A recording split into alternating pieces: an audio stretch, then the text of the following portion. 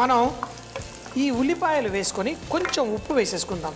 ఈ శనగపప్పు ఉడకాలి కదా, కొంచెం టైం పడుతుంది కాబట్టి మరి ఈ ఉల్లిపాయల్ని ఎర్రగా మనం ఫ్రై చేయాల్సిన అవసరం లేదు. కొంచెం వేగిన తర్వాత దీంట్లో నానబెట్టుకున్న శనగపప్పు నానబెట్టుకున్నాను, కొంచెం సాఫ్ట్గానే ఉంది కాబట్టి ఒక 6-7 నిమిషాల పాటు స్లోగా ఈ నీళ్ళల్లో ఉడికితే సరిపోతుంది. ముందుగా మనం ఖరానీ వాళ్ళ పసుపు వాడదాం. కొంచెం వేసుకున్న మంచి రంగు వస్తుంది, మంచి సువాసన కూడా అందజేస్తుంది.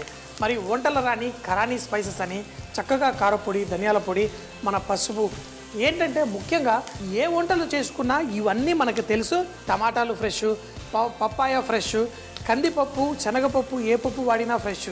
కానీ ఈ మసాలాలు మాత్రమే మనకి భయం వేస్తుంది. అందుకని ఖరానీ స్పైసెస్ వాడుకోండి, టేస్టీగా హెల్తీగా కూడా చేసుకోండి. ఇందులో పసుపు, ఉల్లిపాయలు ఎక్కువగా వేగలేదు కాబట్టి ఇందులో ఖరానీ కారం, ధనియాల పొడి కూడా వేసేసుకుందాం. ఈ టమాటాలు వేసిన తర్వాత ఈ శనగ కొంచెం ఉడకడానికి టైం పడుతుంది. అందుకని ఇందులో శనగపప్పుతో పాటు వేసుకొని దీన్ని లైట్గా వేయించుకుంటూ దీంట్లో కొన్ని నీళ్లు పోసేసుకొని ఈ శనగపప్పుని ఉడికించుకుందాం.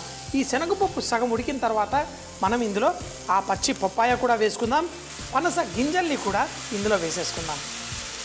ఇందులో మనకు కావలసినన్ని నీళ్లు పోసుకున్నాం, వేసేసి మూత పెట్టి ఈ పప్పు సగం ఉడకనిద్దాం. తర్వాత మన పెద్ద బాదంలా పనస గింజల్ని అలాగే పప్పాయను కూడా ఇందులో వేసుకుందాం. శనగపప్పు కూడా ఉడుకుతూ ఉంది. ఇప్పుడు ఈ పనస గింజలు ఇవి కూడా ఉడకడానికి పెద్ద టైం ఏం పట్టదు.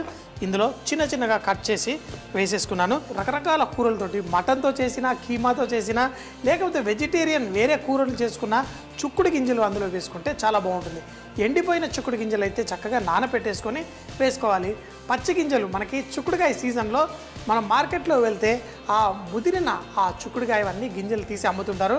తప్పకుండా ఈయనని కొనుక్కొచ్చుకుంటా ఒక 2-3 రోజుల పాటు అవి ఎండి రొయ్యలు వేసుకున్నా అదిరిపోతుంది. దీంతో పాటు మనం కట్ చేసుకున్న ఈ పప్పాయను కూడా వేసేసుకుందాం. దీంట్లో మనం నీళ్లు పోసేసుకొని ఇంకా కొంచెం చక్కగా మనం దీన్ని కుక్ చేసుకుందాం.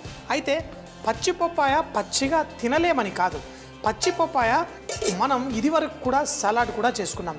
ముఖ్యంగా థాయిలాండ్ ఈ ప్రాంతాల్లో ఈ పచ్చి పప్పాయని సన్నగా కట్ చేసుకొని లేకపోతే గ్రేట్ చేసి అంటే తురుముకొని దాంట్లో పల్లీలు అలాగే ముఖ్యంగా ఒక తీపి పులుపు వెనిగర్ దాంట్లో వేసి దాంట్లో కొంచెం పంచదార వేస్తే మనకి స్కిన్ కట్ చేసే గుణాన్ని అది తీసేస్తుంది.